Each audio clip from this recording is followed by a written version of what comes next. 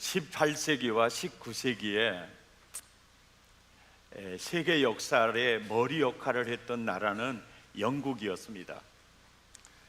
영국 교회가 아주 살아있을 때, 그리고 영국의 젊은이들이 믿음으로 반듯하게 서 있을 때, 그리고 세계 선교를 앞장섰을 때 영국은 해가 지지 않는 나라.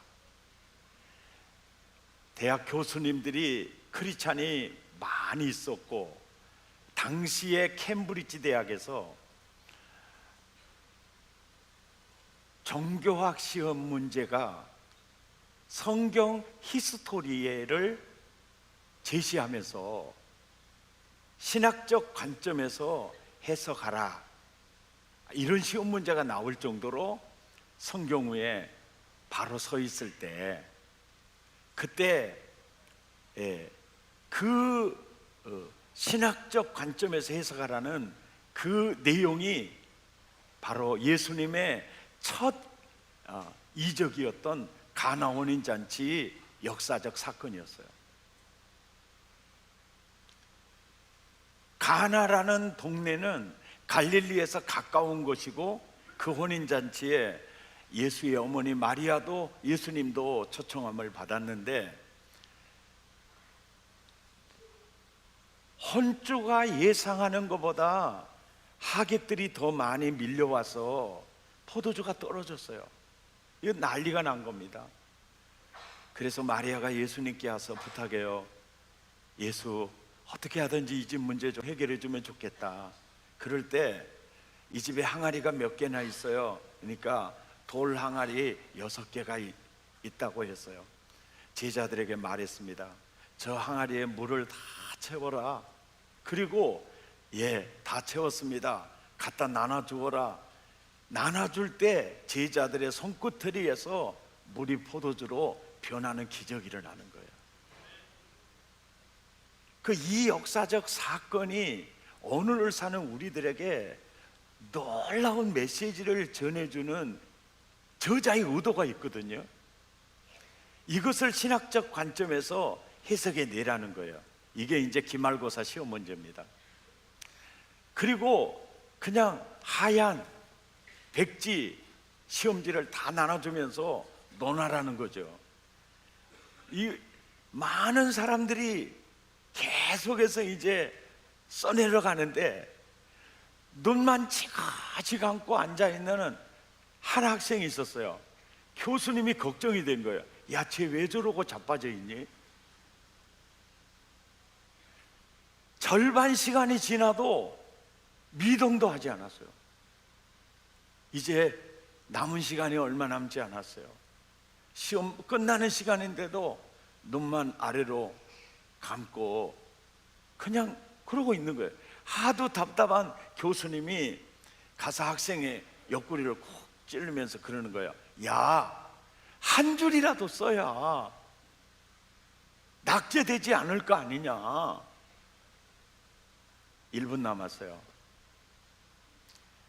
감고 있던 눈을 뜬 학생이요, 하얀 종이에다가 딱 한 문장을 씁니다. 물이 주인을 만나니 얼굴이 붉어지더라.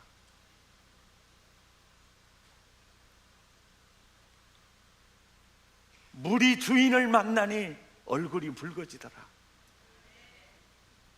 사실은 인생의 주인은 천지를 창조하시고 인간을 자기 형상대로 지으신 하나님이시거든요. 근데 인간이 하나님의 행복의 울타리에서 살기 싫었어요. 하나님에 대해서 등을 돌렸습니다. 그리고 하나님을 피조물로 바꾸었어요. 우상으로 바꾸었습니다. 주인 되신 예수님이 자기가 창조한 그 인생 찾아온 거예요. 첫 이적이 그것입니다. 어떤 인생도 나를 만나면 인생의 색깔이 달라질 거다. 인생의 맛이 달라질 거다. 그리고 그 포도주를 맛본 자마다 기뻐질 거다. 만족을 얻게 될 거다. 이 메시지였어요. 이 학생이 한 문장 써놨던 이 답안지가 최고 점수를 맞았어요. 한 장 다 채워야 될 내용을 그 사람은 한 문장에 담았어요. 이것을 우리는 시라고 표현합니다. 이 사람이 누구냐? 영국의 최고의 시인 바이런입니다. 이 사람이에요. 저는 이 사람의 시, 물이 주인을 만나니 그 얼굴이 붉어지더라. 인생의 맛이 달라져요. 색깔이 달라져요. 만나는 사람마다 기뻐져요. 만족을 줘요. 이게 복음이다. 이게 복음이다. 본문의 그 저자의 의도를 그 바이런은 한 문장의 시로서 정확하게 보여주고 있어요. 한 10일 됐어요. 제가 블로그를 통해서 별을 만드는 사람들의 대표 심규보 대표의 그 자서전을 읽게 되었어요. 이 사람은 대부분의 자기의 그 스토리를 소설 형태로, 자서전 형태로 쓸 수 있는데, 이 사람은 그 카드 형태로 해서 블로그에 아주 짧게, 시보다는 길지만 짧은 표현으로 자기 스토리를 많은 사람들에게 알리고 있었어요. 별을 만드는 사람들 대표 심규보, 내 눈이 그곳으로 집중이 됐어요. 카드 30몇 장을 넘기면서 읽어봤어요. 제가 너무나 감동이 됐어요. 그거 오늘 소개해드리고 싶은데 괜찮겠습니까? 이게 성경과 다른 얘기는 아니에요. 야, 우리 주인을 만나니 얼굴이 붉어지는 그 실상을 볼 수가 있어요. 과연 나의 삶에 희망이 있을까? 왜 나에게만 이런 일이 일어나는 걸까? 나는 후천성 뇌전증 간질 환자이기도 하다. 응답하라. 1988에서 나오는 것처럼 학교 수업 시간에 첫 발작을 일으켰다. 내 나이 17살. 너무 놀라서 오줌을 지렸다. 국내 뇌전증 환자는 약 40만 명, 전체 인구의 1%. 뇌에 전기 신호가 온다는 의미로 뇌파 전달에 문제가 생긴 것, 그래서 뇌전증이라고 합니다. 뇌전증 간질 환자들은 취업하기도 힘들고 사회 속에서 어울려 살아가기도 쉽지 않은 질환입니다. 뇌전증의 원인은 과다한 스트레스 때문이다. 부모님이 이혼했다는 사실을 뒤늦게 알고 사춘기 때 엄청 방황했다.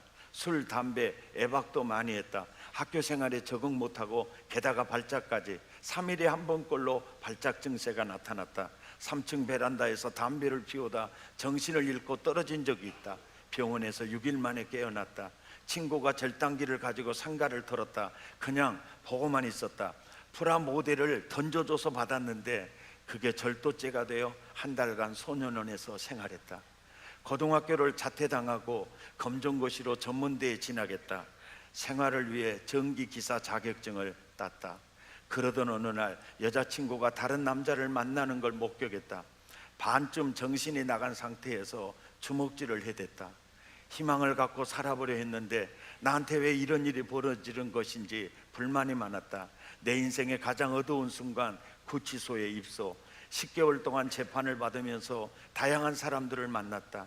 마약 혐의로 들어온 조폭 두목부터 10원짜리 내기 장기 뒤다 우발적으로 사람을 죽인 노인까지 사연도 가지각색이었다. 수감자 중에는 그를 모르는 사람이 많았다. 그것에 비하면 나는 교육 수준이 높은 편이었다.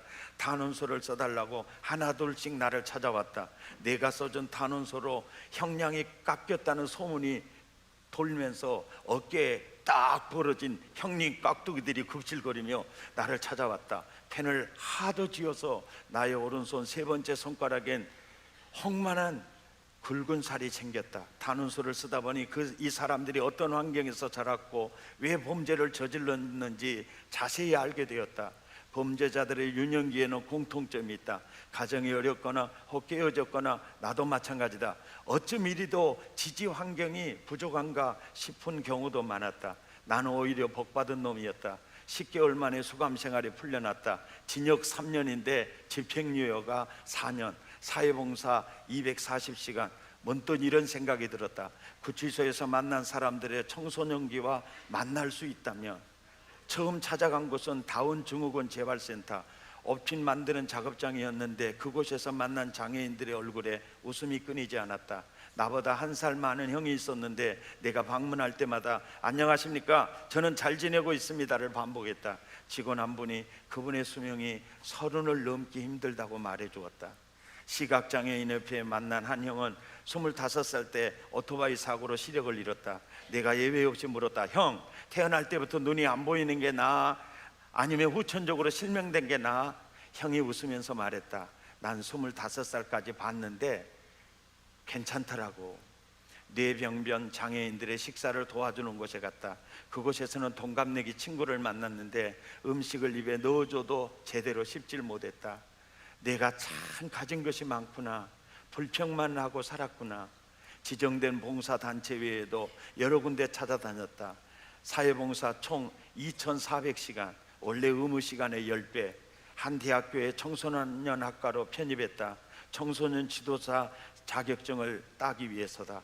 부족함을 느꼈다. 재활심리학 석사과정을 밟았다. 범죄심리사, 전문상담사, 임상심리 전문가 등 심리 관련 자격증을 모조리 따려고 했다. 대학원 논문 발표를 하며 쓰러졌다. 워낙 스트레스를 많이 받은 상황이라 3년 만에 발작이 찾아온 거다. 임상심리 전문가의 경우는 병원에서 3년 동안 수련 과정을 거쳐야 한다. 질병, 증상, 정신병리 관련 용어를 모두 다 외워야 하기에 쉽지 않았다. 이를 악물고 버텼다. 2013년 법무부는 소년원 출신 성공 인사를 일컫는 푸르미 서포터즈에 나를 위촉했다. 10년 전 구치소에서 생각했던 일을 실제로 하게 된 것이다. 나는 소년원 학생들을 대상으로 한인성 교육을 위해 전국을 돌아다니기 시작했다. 지금까지 상담한 위기 청소년 약 1,000명, 눈에 밟히는 아이는 언제든지 달려갔다. 이 중에서 왕따를 심하게 당한 한 아이가 있었다. 부모님이 아이에게 신경도 많이 쓰고 해서 약보다 우선 심리 상담을 받아보라고 했다. 1년 동안 만났다. 어느 날 전기를 만지고 싶다고 말했다. 공고에 지나가더니 전교 1, 2등을 놓치지 않았다. 아이는 이제 대학생이 되었다. 종종 전화해서 내게 말한다. 형 아니면 나 죽었을 거야. 이런 게 진짜 내 월급이 아닐까라는 생각이 든다. 이런 과정에서 가장 놀라운 일은 내 자신에게 일어났다. 심할 때는 한 달에 10번까지 발작했던 발작 증세가 사라진 지 3년이 된 것이다. 그만큼 현재 내가 정신건강을 누리고 있다는 증거다. 올해 초부터 더 많은 청소년들에게 도움이 될까 싶어 대구의 비영리단체 별을 만드는 사람을 설립했다. 현재 나의 지인, 경찰관 등 40여 명이 후원하고 있다. 주로 위기 청소년과 내전증 청소년을 위한 사업이다. 현재 대구 소년원에는 160명이 입소해 있다. 그중 80%가 결손 가정이다. 별난 애들이 별을 달 것인지 아니면 장차 특별한 별이 될지는 무엇보다 부모의 몫이 크다. 별을 만드는 사람이 그 부모 역할을 할 것이다. 누군가 한 명이라도 자신을 지지하고 사랑하는 걸 알면 삶을 쉽게 포기하지 않을 것이다. 그리고 이렇게 꼭 말해줄 것이다. 나도 한때는 문제 많은 아이였어. 그런데 인생의 가장 어두웠던 순간이 돌이켜보니까 축복일 때가 있더라고. 있지만 넌 스타라는 것. 내 이름은 심규보, 별규자의 도울보. 앞으로도 더 많은 별들과 함께 할 것이다. 블로그의 글을 읽으면서 제가 너무 감동을 받아서 메일을, 블로그에 메일 주소가 있기에 메일을 보냈습니다. 대표님의 이야기를 블로그를 통해 보면서 제가 큰 감동을 받았습니다. 별을 만드는 사람들 홈페이지에서 메일 주소를 알았습니다. 궁금한 것이 있어서 메일을 드립니다. 실례지만 혹시 예수 믿으시나요? 꼭 예수 믿는 분 같아서요 여쭙습니다. 이틀 뒤에 메일이 왔습니다. 지지해 주시고 응원해 주신 감사합니다. 제가 하는 모든 일은 주님이 주인 되셨기 때문입니다. 예수님이 주인 되셨기 때문에 제 몸과 전류를 느꼈습니다. 항상 주 안에서 평안하시기를 바랍니다. 감동이었어요. 물이 주인을 만나니 그 얼굴이 붉어졌어요. 물이 포도주가 되었어요. 그리고 수많은 사람에게 기쁨이 되고 만족이 되었어요. 이게 복음의 능력입니다. 그는 이렇게 말합니다. 전문대에서 전기기사 자격증을 따는 것은 생활하기 위해서이고, 백석대에서 청소년학과와 재활심리학, 범죄심리사, 전문상담, 임상심리 전문가가 되려고 했던 것은 이웃을 섬기기 위해서입니다. 이것이 진짜 예수 믿는 사람이잖아요. 아멘입니까? 며칠 전에 저에게 집사님 한 분이 메일을 보내셨습니다. 사랑의 교회를 만난 것이 저에게는 상상할 수 없는 복입니다. 사랑의 교회를 통해서 말씀의 맛을 알게 되었고, 종교인이었던 제가 예수님과 함께 살고 예수님을 따라 사는 신앙인이 되었습니다. 기도에 대해 무관심했던 내가 매일 새벽을 깨우며 하루를 예배와 기도로 시작하는 짜릿한 기쁨을 누리고 있습니다.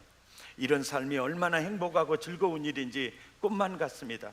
이번에 예수님의 인도하는 삶을 통해서 경험한 은혜가 있었습니다. 저는 결혼한 후에 내 생각과 내 중심으로 살았습니다. 아내도 내 마음에 안 들면 여지없이 폭력을 행사하였습니다. 자녀들과의 관계도 너무나 좋지 않았습니다. 저와 꽉 막혀 있었습니다. 그 원인은 어렸을 때부터 제가 말로 아들들에게 많은 상처를 입혔고, 강하게 키운다는 명목으로 체벌이 아닌 폭력을 행사하였습니다. 이렇다 보니 아이들은 자연히 제 아내와 가까워졌고, 저에 대한 감정이 갈수록 좋지 않게 되었습니다. 2년 전 저의 계속되는 손찌검을 참다 못한 아내는 집을 나가 잠적해버리고 말았습니다. 나중에 한 사실이지만 기도원에 피신하여 이런 나도 남편이라고 나를 위해 기도했다더군요. 아내의 빈자리는 참으로 컸습니다. 아내가 없는 집은 집이 아니었습니다. 방에 멀뚱히 앉아 멍하니 있을 때가 많았습니다.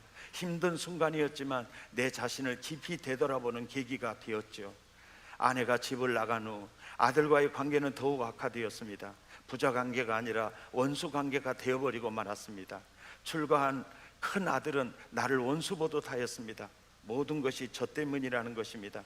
아내가 집으로 돌아오고 모든 것이 평안해진 듯 했으나 큰아들 가정과 나와의 관계는 무언가 큰 응어리가 있었습니다.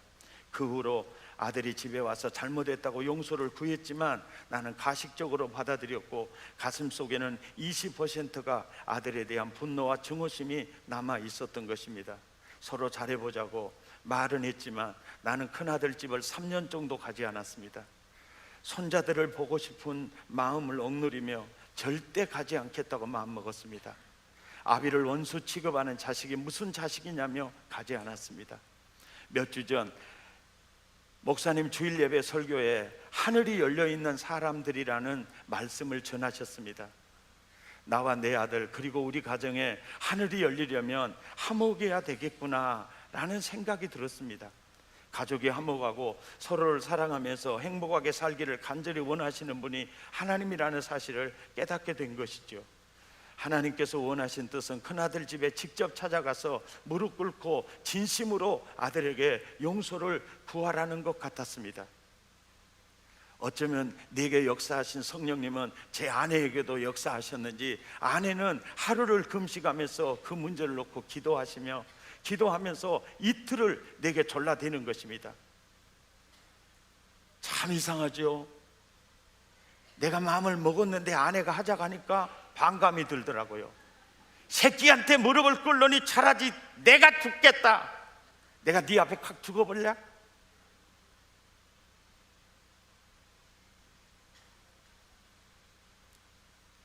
하지만 내 안에 계신 주님이 그것을 원하고 계신다는 그 진리, 그 마음을 깨달았습니다. 아침에 일어나서 말했습니다. 내일 가세. 아침 일찍 가. 결단을 내렸죠.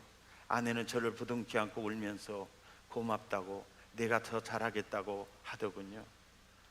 그 이튿날 KTX를 여러 번 환승해서 아들이 있는 곳으로 갔습니다.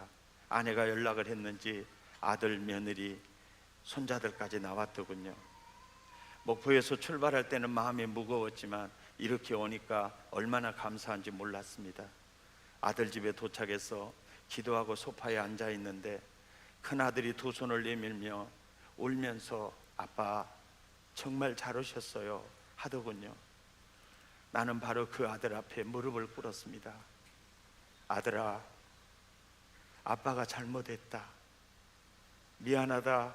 34년 동안 나 때문에 얼마나 상처가 많았냐. 이제는 아빠가 더 잘할게. 내가 무릎을 꿇는 순간 아들도 무릎을 꿇고 흐느끼기를 시작했습니다. 아빠, 제가 잘못했습니다.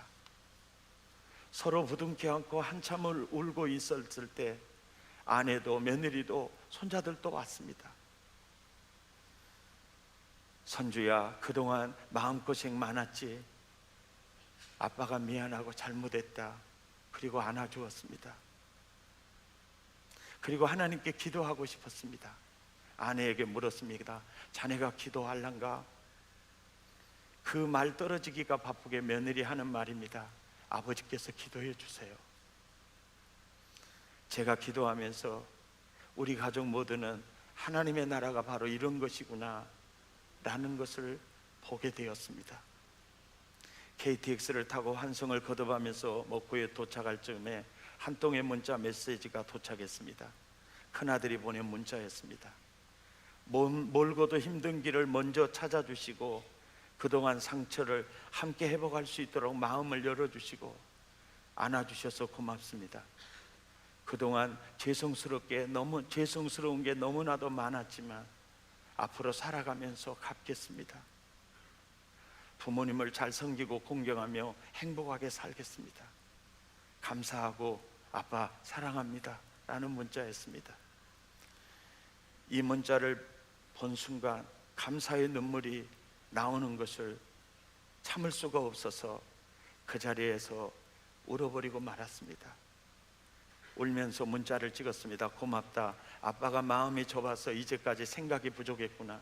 아들아, 이제는 좋은 것만 생각하며 살자. 모든 것이 하나님의 은혜요. 우리 가정은 행복한 가정이 될 거다. 앞으로 아빠가 잘할게. 아들아, 고맙다 라고 답장을 보냈다. 수십 년 만에 진심을 나누는 대화였습니다. 명절이 다가오고 있습니다. 자식에게 마음의 응어리가 있다면 풀어주는 멋진 아빠, 아내에게 응어리가 있다면 풀어주는 멋진 남편, 사실 이 사람 사나이 중에 사나이인 것 같아요. 제 딸아이가 심리학을 공부하면서 아빠, 나도 아빠에게 상처 많이 받아서 야야 내가 너한테 뭔 상처를 줬는데 내가 너를 얼마나 사랑했다고. 그때 한마디였어요. 아빠 마음속에 우리가 있었어? 교회밖에 없었잖아. 그때 저는 그 딸 앞에 무릎을 꿇었습니다. 딸아, 이것이 너를 향한 진정한 사랑인 줄 알았었어. 너와 함께 놀아주지 못하고 시간 갖지 못하고 네가 그게 큰 상처였구나. 이게 아버지 부재 상처거든요. 아빠가 원하는 사랑, 사실은 체벌도 자식을 향한 사랑이죠. 그래서 그 자식도 자식을 낳아 사춘기 방황하는 자식을 키워볼 때 아버지 마음을 알겠죠.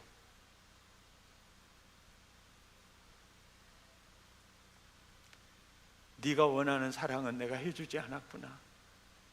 그래서 너에게 아버지 부재의 상처가 남아있구나. 제가 그걸 치유해 주지 않으면요, 그 상처가요 우리 딸아이를 망칠 수 있거든요. 우리는 사람이기 때문에 실수할 수 있어요. 잘못할 수 있어요. 남편에게도 아내에게도 자식에게도 우리는 불완전합니다. 죄성이 있어요. 언제나 죄와 허물이 있을 수 있습니다. 그러나 문제는요, 변명할 필요 없어요. 사과할 때는요, 통 크게 사과하는 게 너무 좋아요.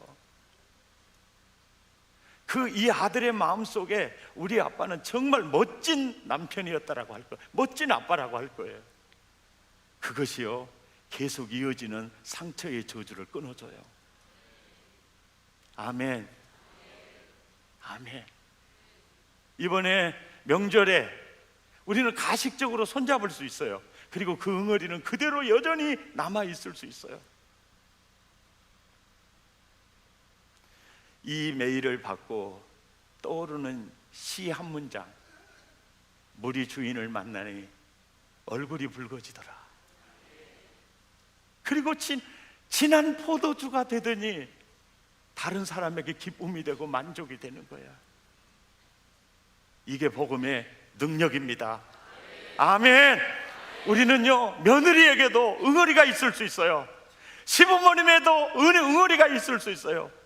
우리는 진심으로 예를 갖추면서 며느라, 아들아, 딸아, 여보, 아빠, 제가 혹시 잘못한 게 있어서 아빠 마음에, 남편 마음에, 아내 마음에 응어리진 거 있으면 말해요.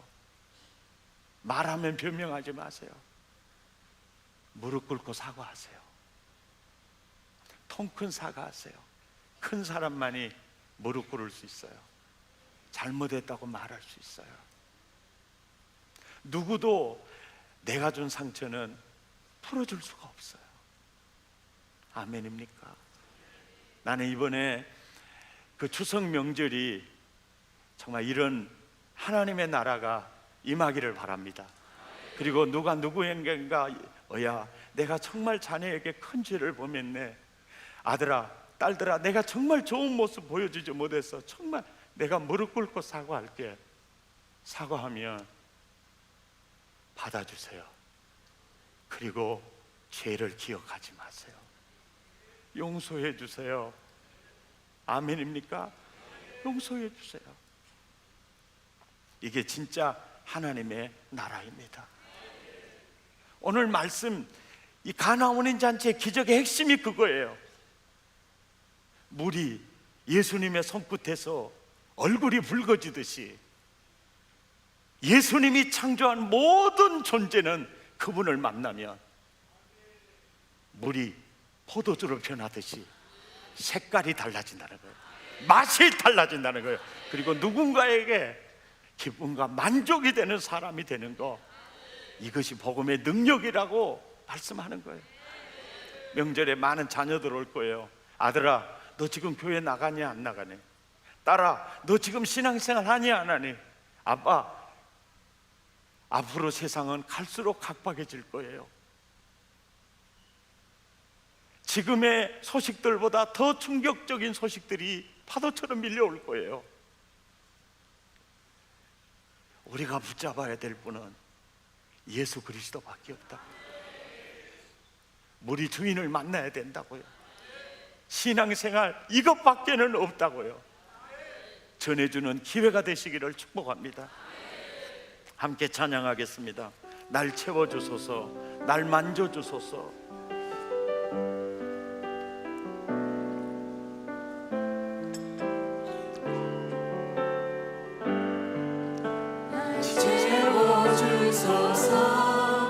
날 만져주소서, 날 일으키소서, 지금 이 시간. 아멘. 끝없는 주님의 생명수로 나의 영혼에 부소서, 날 채워주소서,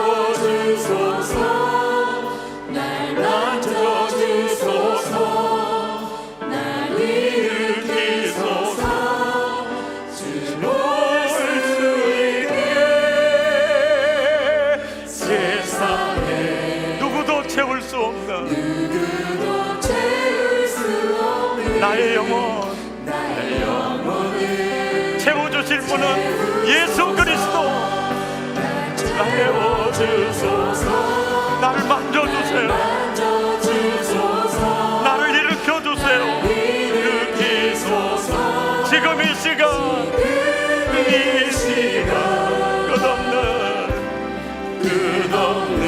주님의 생명수로 나의 영혼에 부소서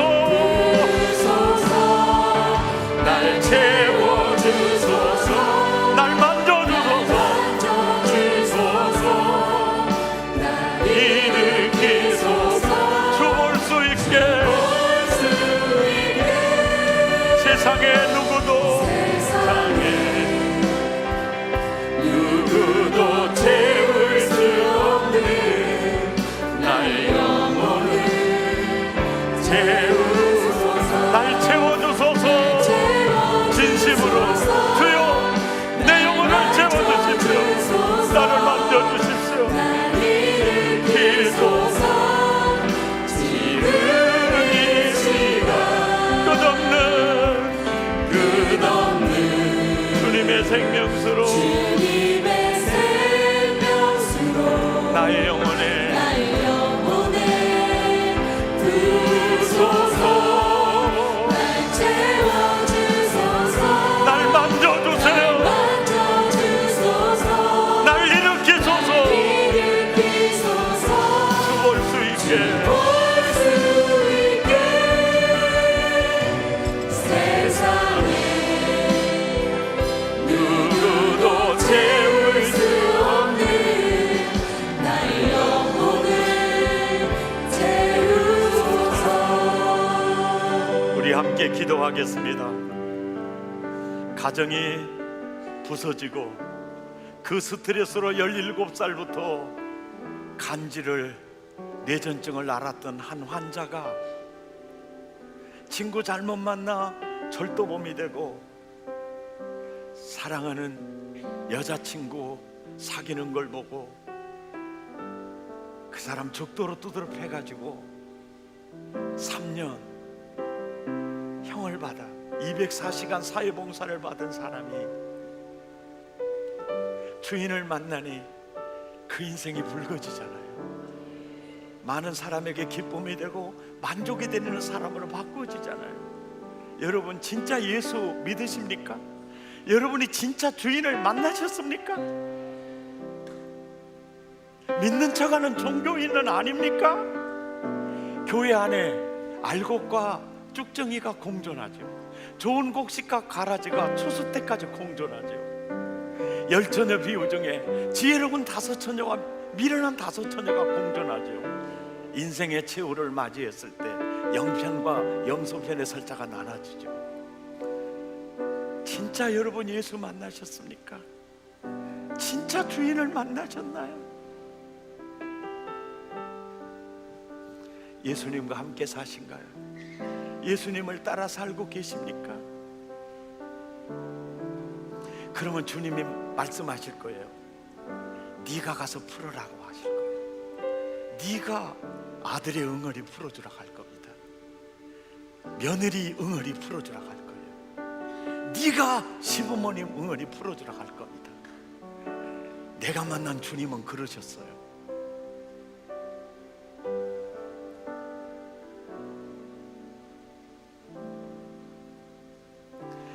이 명절에 우리가 자녀들에게 부모에게 줄 게 있다면 예수 그리스도입니다. 주인을 만나야 된다고. 우리 물 같은 인생 주인 만나야 된다고. 아멘입니까? 세속에 물들면 안 된다. 우리가 가족들에게 씻을 수 없는 상처를 안겨줄 수 있어요. 안겨줬으면 사람이라면 그 상처 지워도 주셔야 되지 않을까요? 남편에게, 아내에게, 자식들에게 정말 좋은 모습 보이지 못했다면 그들 앞에 무릎을 꿇으십시오. 변명하려고 하지 마십시오. 내가 잘못했다고, 한 번만 용서해 달라고. 그게 멋진 남편이고 아내이고 아버지가 아닐까요? 그게 멋진 어머니가 아닐까요? 나는 나와 여러분이 큰 그릇 되기를 원합니다. 진짜 사나이 되기 원합니다. 사람다운 사람 되기를 원합니다. 아멘. 우리 주인을 만나니 얼굴이 붉어지더라. 여러분, 붉어지고 있나요? 그리고 모든 사람에게 기쁨과 만족이 되고 있나요? 이 말씀 앞에 하나님, 나는 아직도 멀었어요. 지금 날 만져주세요.